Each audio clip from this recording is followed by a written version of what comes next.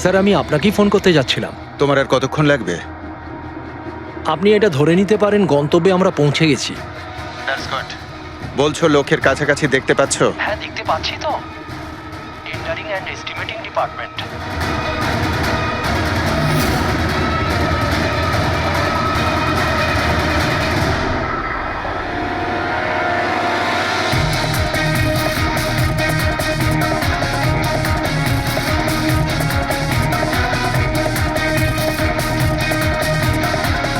আর ওই লোকটার নাম খুব শিগগিরই আমি আপনাকে বলে দেবো। Hello Rohan,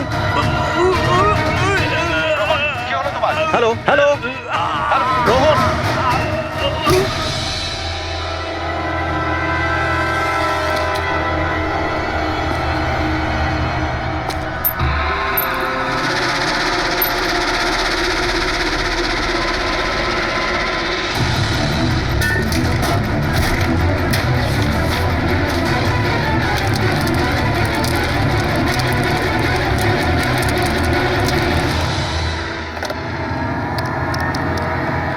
hello, police station.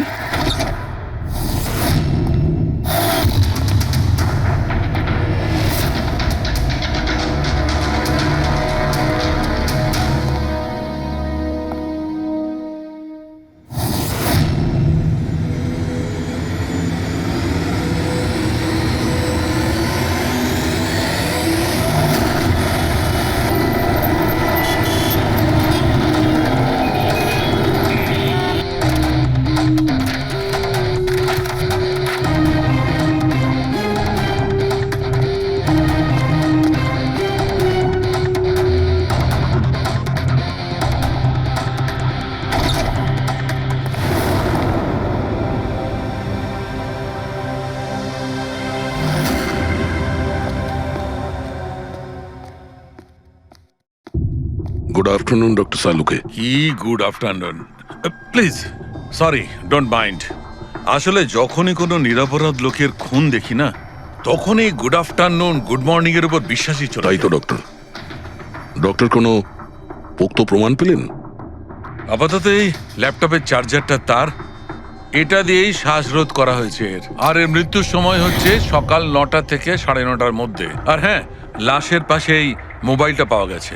হয়তো এটা আমাদের কোনো সাহায্য করবে। আর ওই বাকি প্রমাণগুলো যার ব্যাপারে ইন্সপেক্টর সমীর বলছিলেন? স্যার, স্যার রোহনের ডায়েরি এই দেখুন, পুরোটাই পুড়ে গেছে, ছাই হয়ে গেছে। তবে এই ডায়েরিটার সঙ্গে অনেক ডকুমেন্টসও ছিল, সেগুলোও পুড়ে গেছে। বুঝতেই পারছি না যে ওই ডকুমেন্টস এমন কি ছিল। নিশ্চয়ই এর মধ্যে এমন কিছু ছিল যার জন্য ওই খুনি প্রবলেমে পড়তো, তাই প্রমাণ জ্বালিয়ে দিয়েছে আর এই রোহনকেও মেরে দিয়েছে। স্যার, হ্যাঁ, এই হার্ড ডিস্কটা আমি এখানেই পেয়েছিলাম, ক্রাইম সিনে। আমি এটা একজন কম্পিউটার এক্সপার্টকে দেখিয়েছি। পুরোপুরি নষ্ট হয়ে গেছে, ডেটা রিকভার করা সম্ভবই নয়। খুনি প্রত্যেকটা প্রমাণকে খারাপ করে দিয়েছে। কোনো ব্যাপার না, কোথাও না কোথাও কিছু না কিছু প্রমাণ নিশ্চয়ই পাবো। পুরবি, স্যার। এই রোহনের ব্যাকগ্রাউন্ড চেক করেছো? হ্যাঁ স্যার, পুরো নাম রোহন কুমার। এ পুনেতে থাকে, এখানে মুম্বাইতে চাকরি করছিল, একাই থাকতো। আর এখানেই এই বাড়ি থেকেই কাজ করছিল। কি কাজ কি করতো? গোয়েন্দা ছিল। বড় বড় কোম্পানিতে যে লাখ লাখ টাকা জালিয়াতি হয় সেগুলোর তদন্ত করত। তাহলে তো অনেক শত্রুই আছে এই রোহনের। হ্যাঁ দয়া, আর ওই অনেকগুলো শত্রুর থেকে আসল খুনিটা কে সেটা হয়তো তোমাকে এইটা বলবে। কি এটা ডক্টর? এটা চুম্বক। চুম্বক? এর মধ্যে একজন দৌড়বীরের ছবিও আছে, কিন্তু এই চুম্বক রোহনের বডির মধ্যে কি করছিল? আমার মনে হচ্ছে হয়তো এটা খুনির হবে। ওর পকেটে ছিল, এদিক ওদিক করতে গিয়ে হয়তো এটা পড়ে গেছে। তাহলে তো এটা আঙুলের ছাপ থাকবে? না, একটাও নেই। একটাও নেই।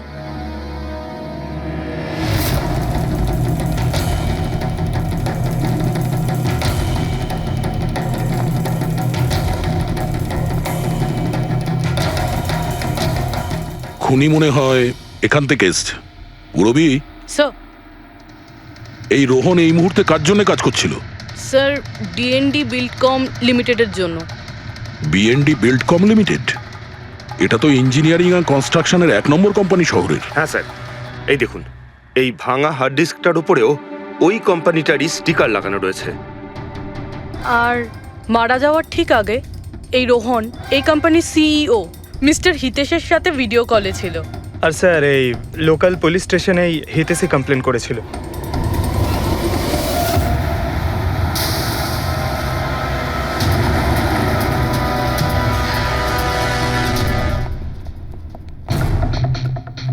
এটা কি এত বড় অফিসে শুধুমাত্র একজনই লোক ছিল নাকি? মনে হচ্ছে স্যার ইন্ডিয়ার ম্যাচ দেখার জন্য সবাই বাড়ি চলে গেছে। আচ্ছা, আজকে ইন্ডিয়ার ম্যাচ আছে? স্কোরটা কি হলো? কোহলি সেঞ্চুরি করতে যাচ্ছে। কি বলছেন স্যার? আপনি কি করে জানলেন? বাইরে ওয়াচম্যান কমেন্ট্রি শুনছিল। ও। ইনভেস্টিগেশন করতে এসেছি, চোখ কান খোলা রাখতে হবে। স্যার, হিতেশের cabin. Mister Hitesh, hi, CID. Please বসুন। আমি আপনাদেরই অপেক্ষায় ছিলাম। শুরু থেকে বলুন সবকিছু। 6 মাস আগে আমি রোহনকে কাজে রাখি। গত 5 বছর ধরে আমাদের কোম্পানিতে যে লোকসান হচ্ছে তা আগে কখনো হয়নি। কি ধরনের ক্ষতি? লোকসানের লিস্ট তো বলে শেষ করা যাবে না। যে টেন্ডারগুলো আমাদের কোম্পানির পাওয়া উচিত ছিল সেগুলো হাত থেকে বেরিয়ে যাচ্ছিল। এই দেখুন, 1100 কোটির রিফাইন্ডিং কন্ট্রাক্ট, 37 কোটির রেলওয়ে কন্ট্রাক্ট, আর 800 কোটির পাওয়ার ট্রান্সমিশন কন্ট্রাক্ট। এটাও তো হতে পারে যে যে সমস্ত কোম্পানি এই কন্ট্রাক্টটা পেয়েছে ওরা আপনার থেকে কম কোট দিয়েছে। সেটাই তো আমি বলতে চাইছি স্যার। যদি অন্য অন্য কোম্পানি এই টেন্ডার পেতো তাহলে ব্যাপারটা অন্য ছিল, কিন্তু এই সমস্ত কন্ট্রাক্ট একটা মাত্র কোম্পানিই পেয়েছে। আর সবচেয়ে বড় কথা হলো তাদের অ্যামাউন্ট আমাদের দেওয়া অ্যামাউন্টের থেকে মাত্র 1000 টাকা কম। শুধুমাত্র 1000 টাকা কম? কোন কোম্পানি এটা? XPL infrastructure. XPL infrastructure. তাহলে আপনার মনে হচ্ছে যে আপনার কোম্পানিতে এমন কেউ বেইমান আছে যে স্যালারি আপনার থেকে নেয় কিন্তু কাজ এক্সপিএল এর জন্য করে? 100% কেউ না কেউ তো অবশ্যই আছে। আর রোহন ওই লোকটার খুব কাছাকাছি পৌঁছে গিয়েছিল। ওর লাস্ট ফোন কলে আমায় এটাও বলেছিল যে সেই বেইমান এস্টিমেটিং অ্যান্ড টেন্ডিং ডিপার্টমেন্টের লোক। আচ্ছা, এই ক্রাইম সিন থেকে আমরা এই ড্যামেজড হার্ড ডিস্কটা পেয়েছি। কি আছে এর ভেতরে? স্যার, এটা আমাদের কোম্পানির গত 5 বছরের CCTV footage, call logs, emails, আমাদের কোম্পানিতে কত এমপ্লয়িজ আছে, সমস্ত ইনফরমেশন এতে ছিল। তাহলে এর কপি নিশ্চয় আছে আপনার কাছে? আগে হ্যাঁ, আছে। আমরা ওটা আমাদের সঙ্গে নিয়ে যাব। শিওর।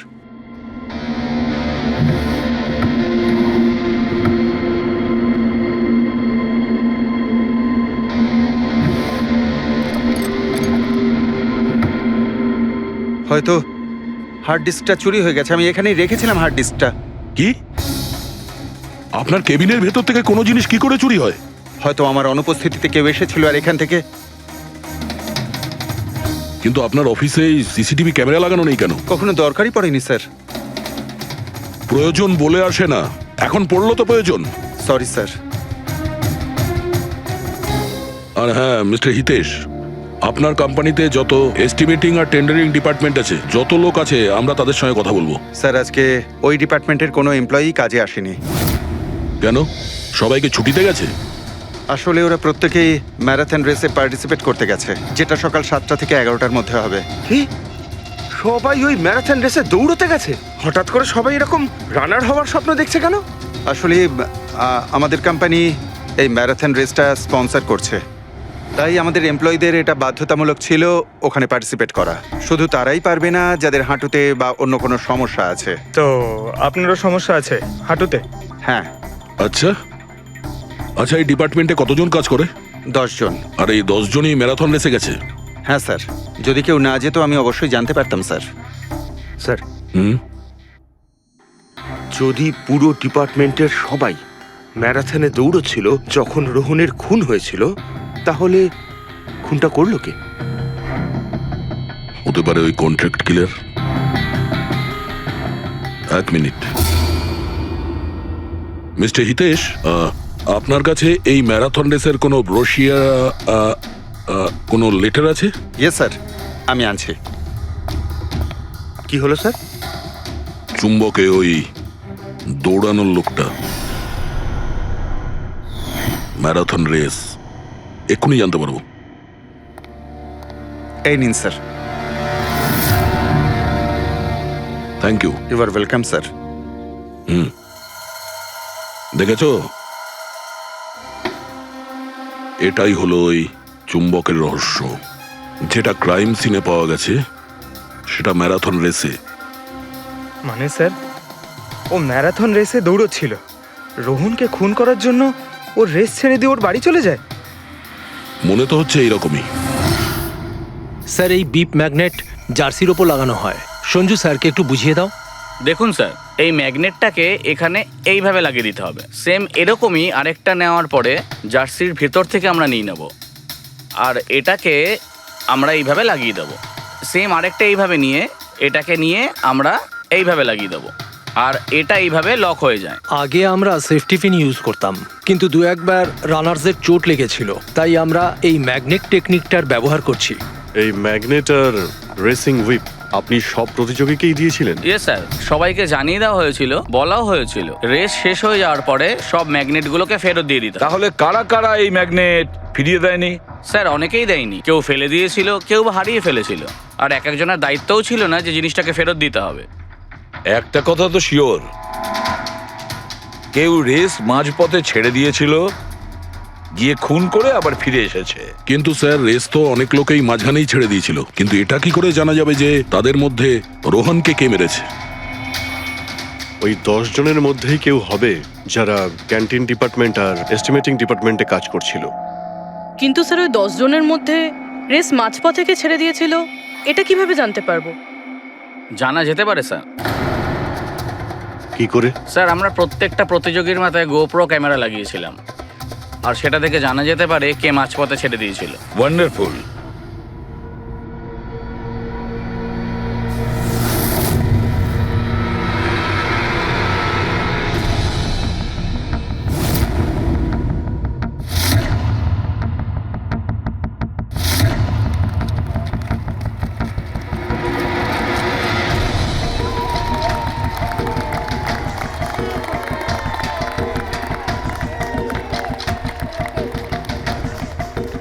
নবীন, এই রিশটা তোকেই জিততে হবে।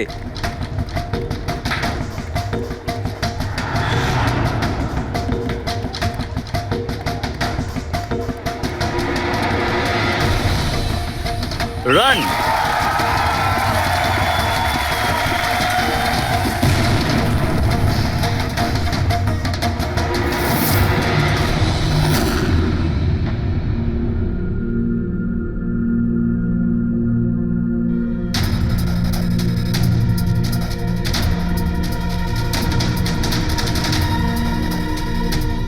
এই 4টে স্ক্রিন, এগুলো ব্ল্যাঙ্ক কেন?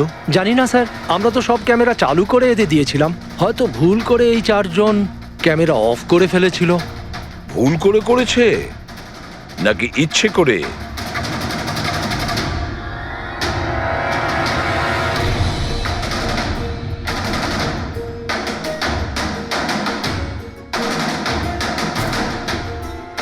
এদের মোটিভটা কি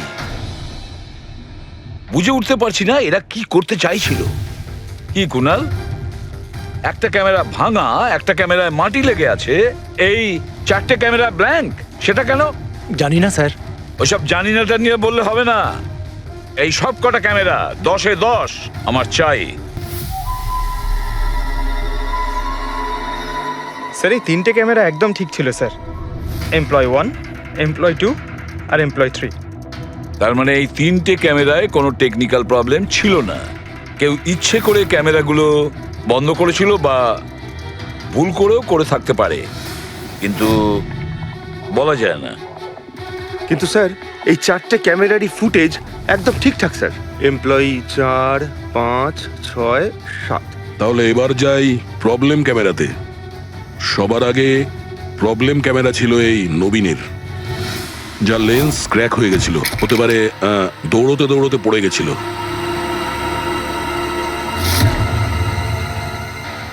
হ্যাঁ, আর স্যার, দ্বিতীয় প্রবলেমের ক্যামেরা, মুক্তিরটা, যে রেসের মাঝখানে দাঁড়িয়ে নিজের জুতোর ফিতে বাজছিল। হ্যাঁ, তারপরে ফিতে বাঁধার পরে ওই হাতটাই নিজের লেন্সে লাগায়, আর লেন্সে সমস্ত পিকচারটাই ঝাপসা হয়ে যায়। কিন্তু স্যার, এই মাটি ইচ্ছে করে লাগিয়েছে নাকি ভুল করে?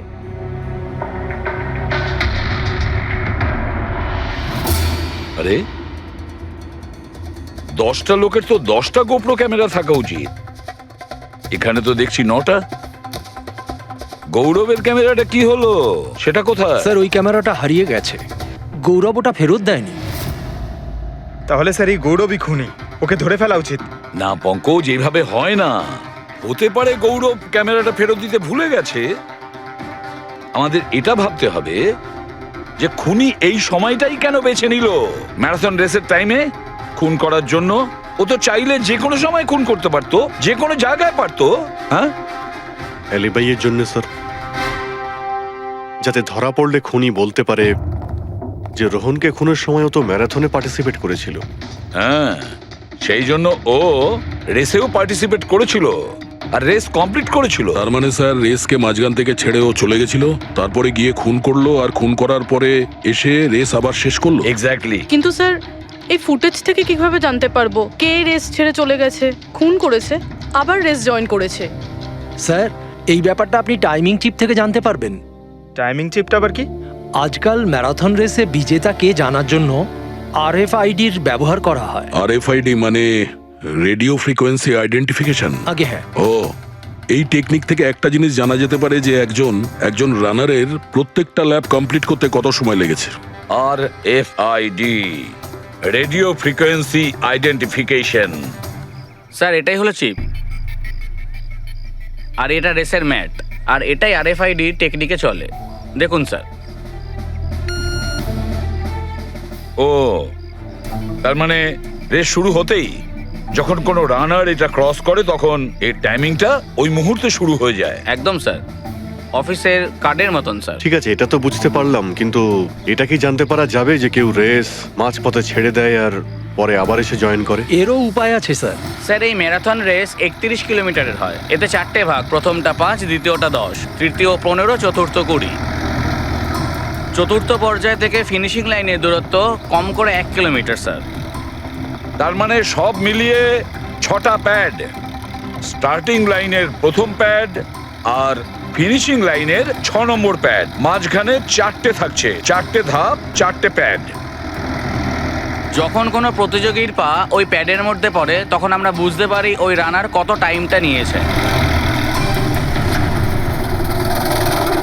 তাহলে কে রেস মাঝপথে ছেড়েছিল আর কে ছেড়ে যায়নি এটা জানা গেলে এটাও জানা যাবে যে একটা ধাপ থেকে আরেকটা ধাপে যাওয়ার সময় কোন রানারের সব থেকে বেশি সময় লেগেছিল।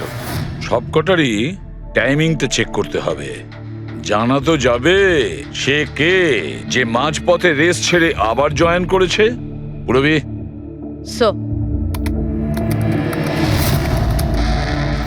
স্যার আমাদের প্রথম কচ্ছপ হলো এই নবীন। এ রেসের প্রত্যেকটা ল্যাপ 25 মিনিটে কমপ্লিট করেছে, কিন্তু শেষ ল্যাপের পরে ফিনিশিং লাইন পর্যন্ত পৌঁছানোর জন্য মানে 1 কিলোমিটার ক্রস করার জন্য ওর 50 মিনিট সময় লেগেছে। নবীন,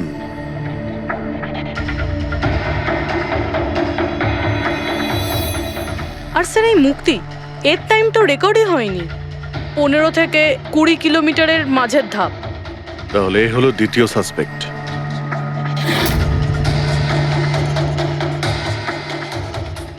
মুক্তি।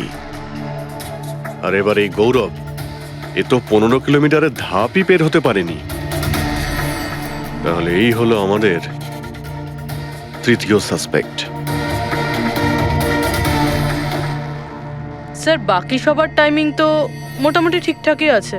তার মানে এই খুন এই 3 জনের মধ্যেই কেউ করেছে, মুক্তি, নবীন আর গৌরবের মধ্যে। যদি নবীন খুন করে থাকে তাহলে সে রেস ছেড়েছে 20 কিলোমিটার আর ফিনিশিং লাইনের মাঝপথে।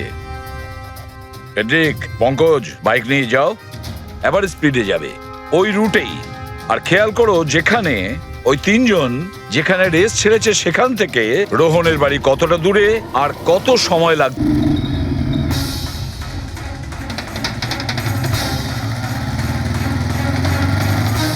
15 কিলোমিটারের মাঠ থেকে আসছি স্যার, এটা 10 কিলোমিটার। হ্যাঁ, মুক্তি বোধহয় এখানেই কোথাও দাঁড়িয়েছিল, 10 আর 15 কিলোমিটারের মার্কের মাঝখানে। এই আমি স্টপ ওয়াচটা অন করলাম আর আমি চললাম রোহনের বাড়ি। থাম পঙ্কজ, এই রাস্তাটা দিয়ে। এই রাস্তা দিয়ে? হ্যাঁ এই রাস্তাটা চলুন। আরে আস্তে চালা না। হ্যাঁ।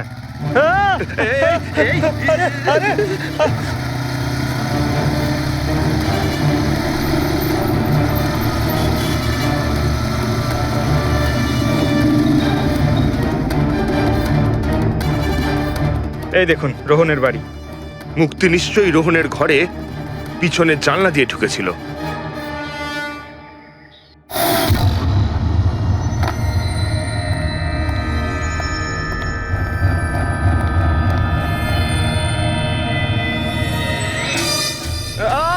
আরে অ্যাক্টিং করতে বলেছিলাম। থাম। মুক্তি রোহনকে খুন করার পর হয়তো সমস্ত তথ্য প্রমাণ পুড়িয়ে আবার দৌড়ে ফিরে গিয়েছিল ম্যারাথন শেষ করতে। চল আমরা আবার যাব সেই ম্যারাথনের ওখানে 20 কিলোমিটারের মার্কটার কাছে।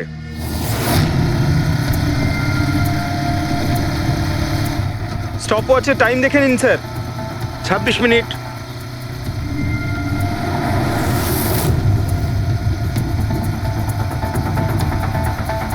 বাহ, আরে ব্যাস ব্যাস ব্যাস।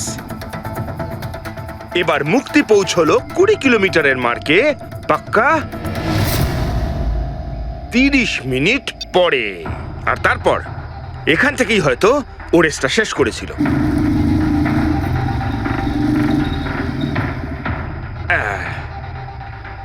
এবার শোন, গৌরব যদি খুন করে থাকে তাহলে ও রেসটা এখানেই ছেড়েছিল 10 আর 15 কিলোমিটার মার্কের মাঝামাঝি।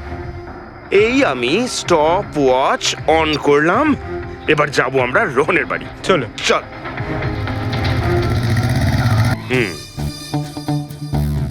হ্যাঁ একদম পুরো বিশ্বাস আছে আমার।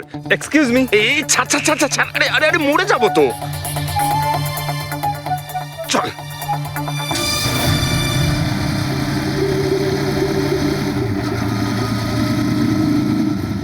ব্যাস। একটু দাঁড়ান, আমি বুঝতে পেরেছি। আমি বলছি, এই গৌরব রোহনের বাড়ি থেকে 15 থেকে 20 কিলোমিটার দূরে রেসে আবার জয়েন করেছিল, তাই না? শাবাশ। হ্যাঁ। আমার সাথে থেকে থেকে তোরও তো বুদ্ধি খুলে গেছে।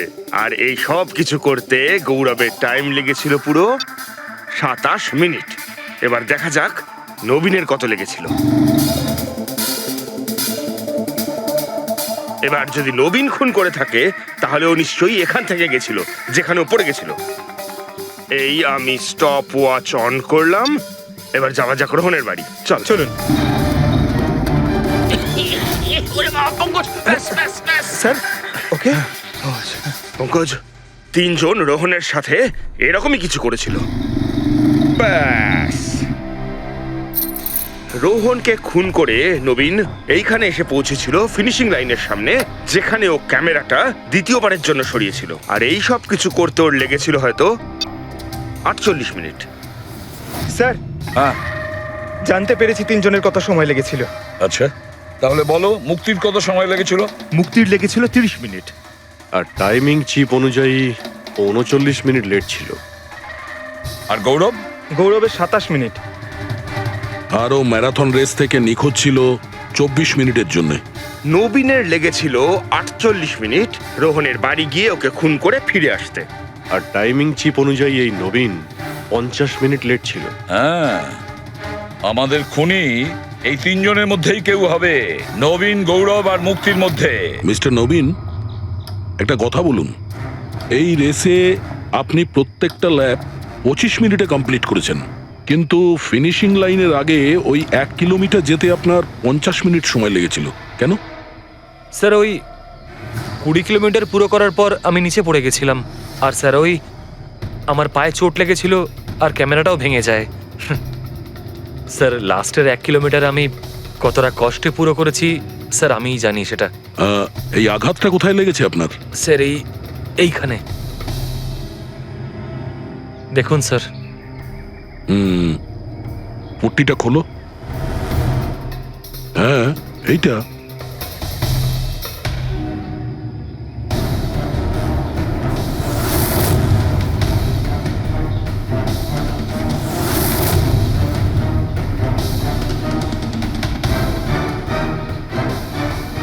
স্যার, এবার আপনার বিশ্বাস হয়েছে যে আমি কোনো দোষ করিনি? নির্দোষ যদি হও এত ঘাবড়ে যাচ্ছ কেন?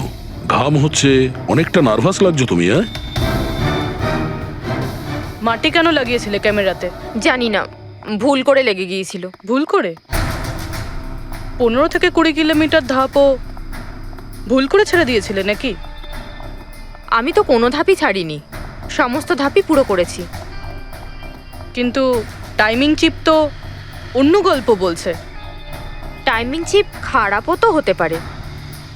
আপনি একজন মেশিনের উপর বিশ্বাস করবেন নাকি একজন জীবন্ত মানুষের উপর? আচ্ছা, তোমার গোপ্রো ক্যামেরাটা কোথায় গেল? তুমি তো ওদের ওটা ফেরত দাওনি। ওটা তো হারিয়ে গেছে স্যার।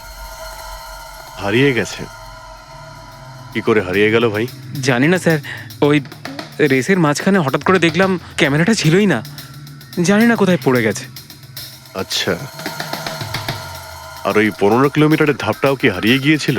ওটাকে তো পার করনি তুমি। স্যার আমি পুরো রেস কমপ্লিট করেছি। মিথ্যে কথা বলবে না। রেসের মাঝে কোথায় গিয়েছিলে? কোথাও যায়নি স্যার, আমি তো পুরো রেস কমপ্লিট করেছি, কোথাও যায়নি স্যার। আচ্ছা, স্যার মনে হচ্ছে নবীনই, কারণ আমি যখন ওকে জিজ্ঞাসাবাদ করছিলাম তখন ওর মুখ একদম ফ্যাকাশে হয়ে গেছিল, হাত পা কাঁপছিল ওর। এই গৌরবও কম নয়। ও বললো জানি না কি করে ক্যামেরাটা হারিয়ে গেছে। আরে এত বড় একটা ক্যামেরা পড়ে গেলে সেটা কেউ জানতে পারবে না স্যার। বস, তোমার কথাটা ঠিকই, কিন্তু নবীনের একটু আঘাত লেগেছে না? হ্যাঁ স্যার, আঘাত তো ওর লেগেছে। স্যার আমার মনে হচ্ছে ও মিথ্যে কথা বলছে। স্যার আমার মনে হচ্ছে মুক্তি মিথ্যে বলছে। ও জেনে শুনেই ক্যামেরায় মাটি লাগিয়েছিল, কারণ নিশ্চয়ই এমন কিছু আছে যেটা ও আমাদের থেকে লুকোতে চাইছে। হ্যাঁ, এটাও হতে পারে, কারণ ক্যামেরায় যদি ভুল করে মাটি লেগে যেত তাহলে আরো সবার ক্যামেরাতে লাগতে পারতো ভুল করে। গোলমাল আছে, এই তিনজনের মধ্যে কোনো না কোনো গোলমাল তো নিশ্চয়ই আছে। খুনি এই তিনজনের মধ্যেই কেউ একজন। নবীন, আমাকে ওই জায়গাটা দেখাও যেখানে তুমি এক্স্যাক্টলি পড়েছিলে। কিভাবে পড়েছিলে? আসুন স্যার। কিন্তু স্যার আমার পায়ে খুব ব্যথা আছে, আপনি একটু সাহায্য হ্যাঁ, করবেন আমাকে? নিশ্চয়ই নিশ্চয়ই, এসো।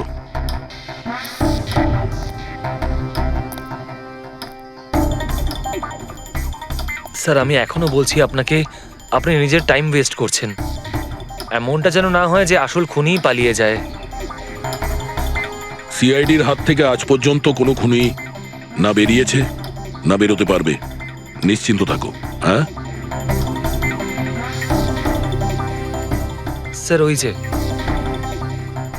এখানে আটকেই আমি পড়ে যাই। এখানে? হ্যাঁ স্যার। স্যার পড়ে যেতেই আমার ক্যামেরাটাও ভেঙে যায়। আচ্ছা, তারপর আমি ক্যামেরাটা আবার লাগালাম, তারপর রেস স্টার্ট করলাম। প্রচুর ব্যথা নিয়ে তুমি এই রেসটা ফিনিশ করেছো। হ্যাঁ স্যার, এখনো খুব ব্যথা। তুমি পড়েছিলে এইখানে, এই জায়গাটায়? হ্যাঁ স্যার, খুব ক্লান্ত হয়ে গেছিলাম তো, তাই খেয়াল করিনি আর পা আটকে নিচে পড়ে যাই। আচ্ছা, রেস ফিনিশ করার আগে তুমি দ্বিতীয়বার ওই ক্যামেরাটাকে সরিয়ে দিয়েছিলে কেন? আচ্ছা, ওটা তো স্যার খুব গরম লাগছিল তো, তাই মুখটা ধোয়ার জন্য আমি ক্যামেরাটা খুলে ফেলেছিলাম। কিন্তু কিছুক্ষণ পরেই আমি আবার ক্যামেরাটা লাগিয়ে নিই। রেস তো আমি তারপরেই কমপ্লিট করেছিলাম। হ্যাঁ ঠিক আছে, চলো। স্যার কিছু তো বলুন, আমরা যাচ্ছি কোথায় আসলে? তোমার হারিয়ে যাওয়া ক্যামেরা খুঁজতে। স্যার কিন্তু এত বড় জায়গাতে আমরা খুঁজবো কি করে ওই ক্যামেরাটা? প্রত্যেক ক্যামেরাতে একটা চিপ লাগানো আছে, আর এই ম্যাপ বলছে তোমার ক্যামেরা এইদিকেই আছে। চলে এসো। ম্যাম, আমি সত্যি কথাই বলছি। সত্যি তো এটাই, তুমি 10-15 কিলোমিটারের মাঝে রেস ছেড়ে দিয়েছিলে, আর তারপরে রোহনকে মেরে দিয়ে এখানে চলে এলে, এই 20 কিলোমিটারের মার্কে চলে এলে। কারণ তুমি তো জানতে এখান থেকে তোমাকে কোনো খেলোয়াড় দেখতে পাবে না। সব খেলোয়াড়রা তো তখন পিছনে। সব মিথ্যে। আপনি আমার কথা বিশ্বাস কেন করছেন না?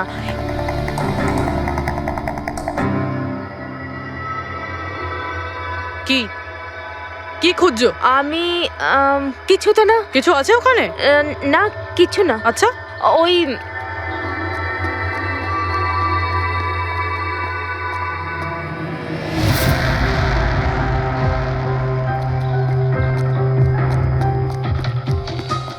ও তো তুমি সাইকেলে করে গিয়েছিলে রোহনকে খুন করতে? আমি সত্যিই জানি না যে এই সাইকেলটা কার। তাই এক্ষুনি সব জানা যাবে যখন তোমার আঙুলের ছাপ এই সাইকেলে পাওয়া যাবে।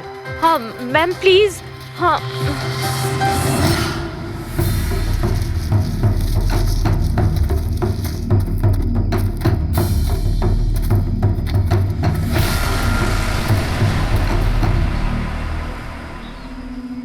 এই হলো ক্যামেরা।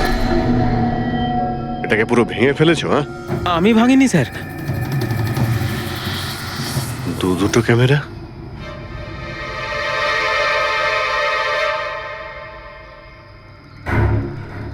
এই ক্যামেরাটা আবার কার? স্যার স্যার সরি, আমি আপনাকে মিথ্যে বলেছি স্যার, কিন্তু আমি আপনাকে সব সত্যি কথা বলে দিচ্ছি স্যার। বলো, তাহলে সত্যি বলার মুড হয়েছে তোমার? বলো। আসলে আমি এই জঙ্গলে না ড্রাগস নিতে এসেছিলাম, ওই গায়ের জোর বানানোর ড্রাগস, যাতে আমার গায়ে শক্তি আসে আর আমি জোরে দৌড়ে এই রেসটা জিতে যেতে পারি। সেই জন্যই আমি ক্যামেরাটা ভেঙে দিয়েছিলাম। খুব ভালো মজা করো তুমি। জোরে দৌড়ানো ড্রাগ নিয়েছিলে ম্যারাথনে, যেখানে অনেকক্ষণ দৌড়তে হয় আস্তে আস্তে, সেখানে জোরে দৌড়ানো ড্রাগের দরকার ছিল। মজা করছো? হ্যাঁ, এটা কার ক্যামেরা? আমি জানি না স্যার। কোনো ব্যাপার না, সব জানতে পেরে যাব। আমি অপরাধ করেছি, কিন্তু ওটা নয় যেটা আপনি ভাবছেন। আমি রোহনকে মারিনি। আমার দোষ শুধু এটুকুই যে আমি রেসটা জেতার জন্য একটু চালাকি করেছিলাম। বুঝলাম না, কি করেছো তুমি? আমি জানতাম না যে টাইমিং চিপ প্রত্যেক ধাপে রানারের টাইম নোট করবে। আমি ভেবেছিলাম শুধু রেসের প্রথমে আর শেষে টাইম ক্যালকুলেট হবে, আর তাই 10 কিলোমিটার পর্যন্ত এসে ক্যামেরায় মাটি লাগিয়ে দিয়েছিলাম আর ওখান থেকে সাইকেল নিয়েছিলাম।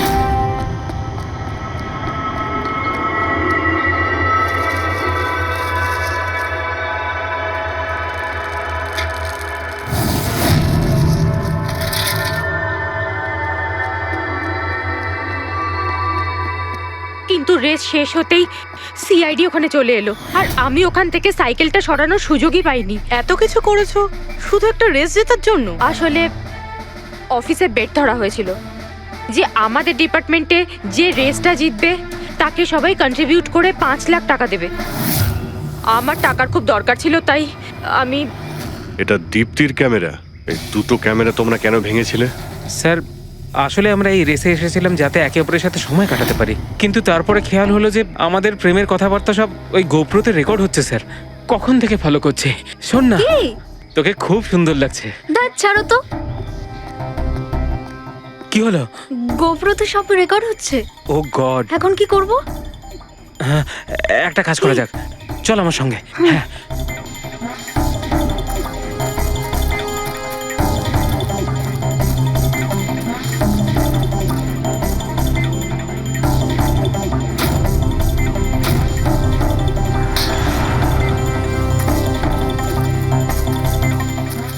আরে তোমরা তো অদ্ভুত কাজ করেছো। আরে এতে তো কোনো সাউন্ড রেকর্ডই হয় না। তোমরা তো বোকার মতো কাজ করেছিলে। হয়তো কে দুটো ক্যামেরা ভেঙে দিয়েছো।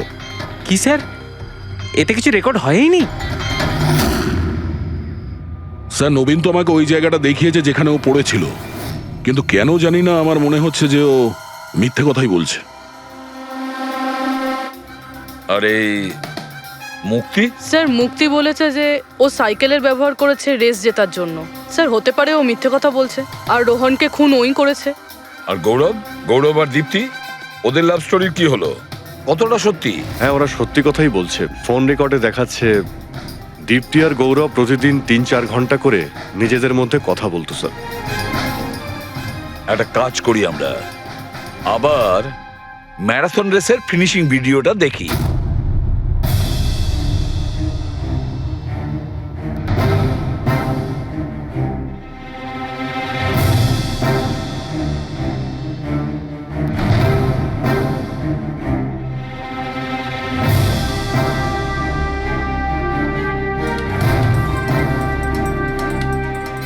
তার মানে গৌরবের ঠিক পরেই এই দীপ্তি ঢুকেছিল। দুজনে একসঙ্গেই ছিল। মনে হচ্ছে স্যার দুজনেই এই কাণ্ড করেছে। এক মিনিট অভিজিৎ, দয়া, এই ফুটেজটা দেখো। এই হলো সেই খুনি।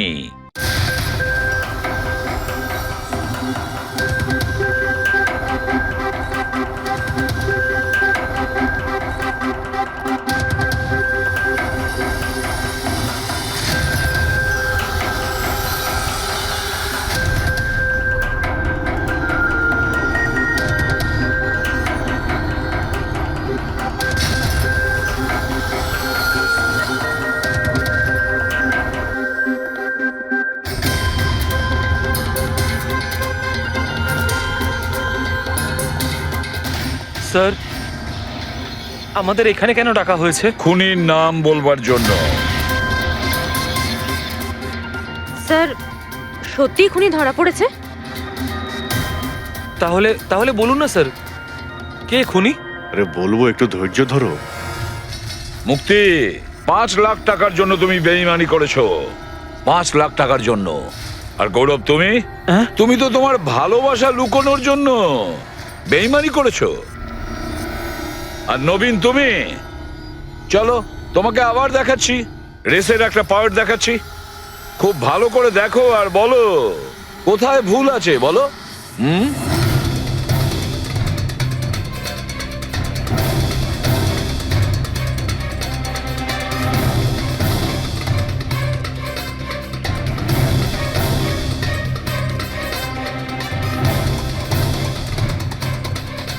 কিছুই তো নেই স্যার, সবই তো ঠিকই আছে। কোনো প্রবলেম নেই। তোমার মনে আছে তুমি বলেছিলে যে ক্যামেরাটা দ্বিতীয়বার যখন তুমি সরিয়েছিলে তারপরে তুমি মাথায় জল ঢেলেছিলে? ওটা তো স্যার খুব গরম লাগছিল, তো তাই মুখটা ধোয়ার জন্য আমি ক্যামেরাটা খুলে ফেলেছিলাম। মিথ্যে বলেছিলে তুমি, নিজের মাথায় জল ঢেলেছিলে। অথচ যখন ফিনিশিং লাইনে পৌঁছলে তখন তো তোমার ভেজা অবস্থায় থাকার কথা ছিল। কিন্তু এই ফুটেজে আমরা কি দেখতে পাচ্ছি? তুমি শুকনো অবস্থায় দৌড়চ্ছ। হয়তো জল শুকিয়ে গেছিল। বর্ষাকালে অত তাড়াতাড়ি জল শুকিয়ে গেল, অদ্ভুত ব্যাপার। তাহলে নবীন, তোমাকে আরো একটা ফুটেজ দেখাই, এই গল্পের শেষ অংশ। বলো, এটা দেখে তোমার কি মনে হচ্ছে?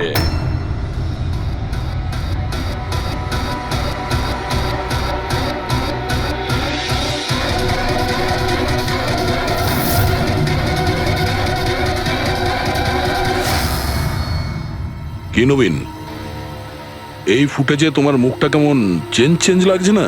হ্যাঁ, অন্যরকম তো দেখাবেই, কারণ এই মুখটা নবীনের নয়, ওর ভাই প্রবীণের।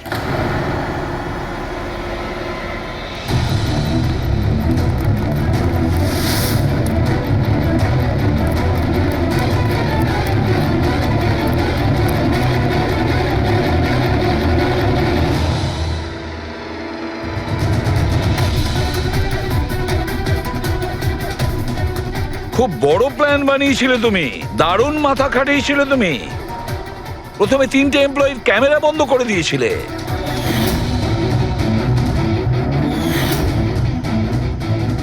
আর তারপরে নিজের গোপ্রো ক্যামেরা নিচে ফেলে দিয়েছিলে যাতে লেন্সটা ভেঙে যায়।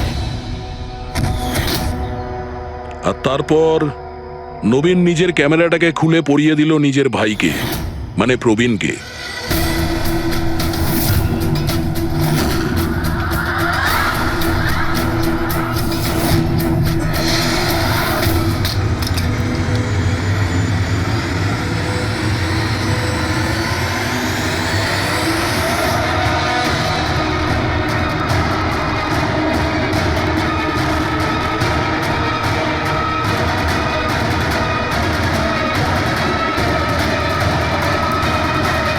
এই ক্যামেরা বদল করার সময় খুব একটা সময় ছিল না, তাই হতে পারে ওই টি শার্টে যখন কাগজটা লাগাচ্ছিল তখন সমস্ত ম্যাগনেটগুলো লাগায়নি, কিছু ম্যাগনেট নবীন নিজের পকেটে ভরে নিয়ে গেছিল।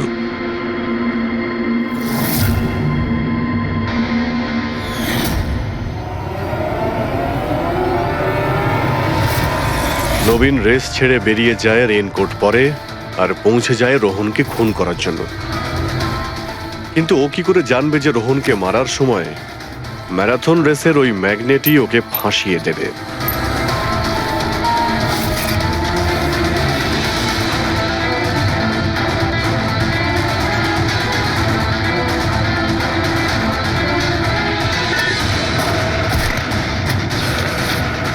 তারপর তুমি পুরো প্রমাণ নষ্ট করলে আর আবার এসে রেসে জয়েন করলে। ইচ্ছে করে নিজের পায়ে তুমি চোট লাগালে